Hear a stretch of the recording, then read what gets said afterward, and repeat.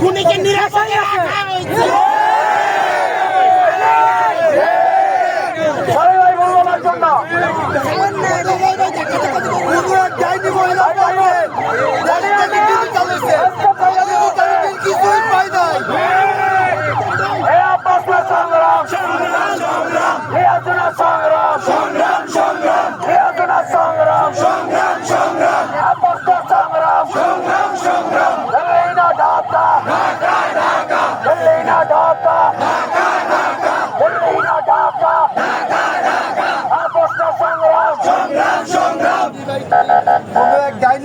Digital করে হয়ে গেছে, ডিজিটালিটির কিছুই পাই নাই, ডিজিটালি কিছুই থাকতোই তাহলে আজকে খুনি কিভাবে বলা যায়?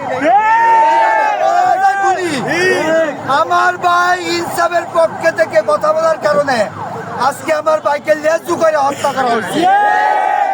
আজকে খুনি কিভাবে এই দেশ যদি ডিজিটালিটি হয় তাহলে খুনি কিভাবে বলা যায়? খুনি কিভাবে বলা যায়?